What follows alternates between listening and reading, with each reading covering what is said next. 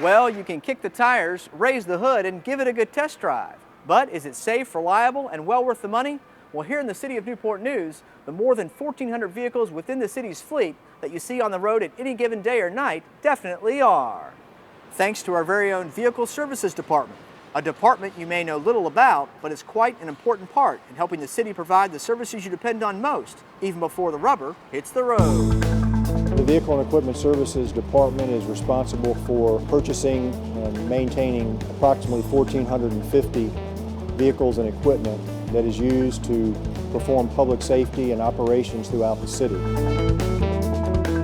This facility employs currently 37 people, 25 of which are technicians. About 8,000 individual work orders are produced through this facility annually in support of taking care of the fleet.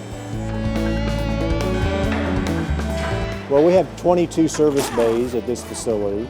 The facility has two major divisions in terms of our technical staff. We have technicians that predominantly work on what we would call the light duty equipment. And then we have a group of technicians that focuses on the heavy equipment, the dump trucks, the fire trucks, the construction equipment, the boats, etc. Technicians today have to be well versed in the use of laptop computers to diagnose equipment. It is a very specialized field.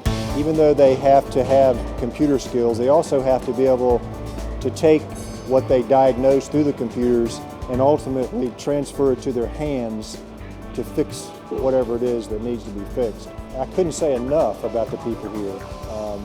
They're very good at what they do. They have pride in what they do. They recognize the importance of what they do, and they come in each and every day and get it done.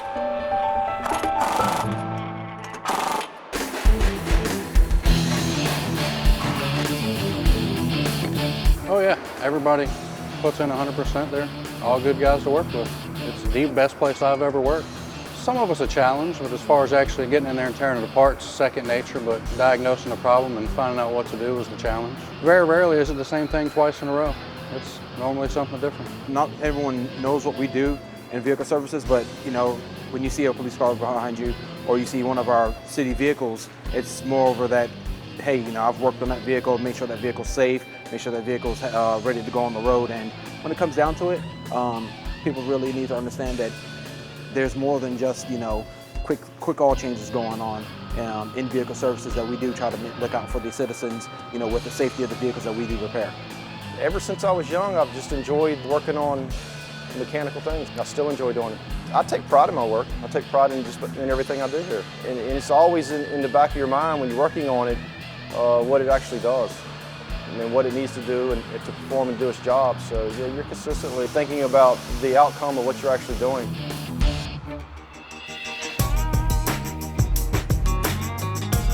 This is the welding shop, and I just weld on anything from small as like weed eaters to dump trucks, backhoes, loaders.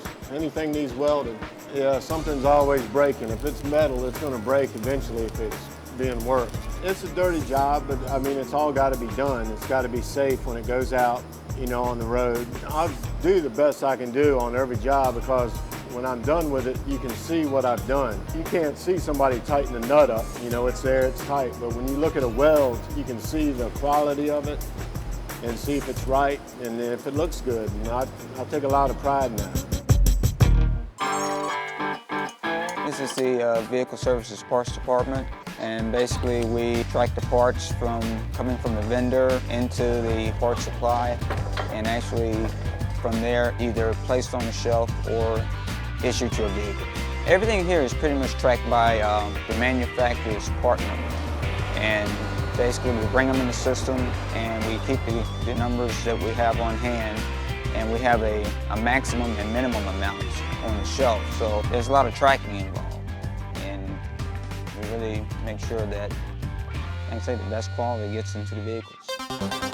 Fuel management is an essential fleet component that impacts the budget and the environment. If I don't do my job, then everybody else around here can't do theirs. So what I do for the City of Newport News, in a nutshell, is maintain all the fuel. If we don't have fuel, vehicles don't run, equipment doesn't run. You know, once a vehicle or a piece of equipment has reached its end of the life cycle, we have to determine whether or not it's ready to be replaced or whether we can extend it. So one of the things that we're trying to do right now is go out for a new fuel contract, and we are looking at the fuel prices to get the best fuel price for not just us, but other municipalities within the region. And one of the things that I'm really excited about is the new propane program that we have going on. We were able to get a grant for the propane, and so the propane tank was put in, and we will have some of our police department vehicles that will run off of propane. And one of the things that the propane fuel does is it burns cleaner, and so we're reducing our carbon footprint. The newer vehicles that we are purchasing are either flex fuel or hybrid vehicles, and that also helps us with that.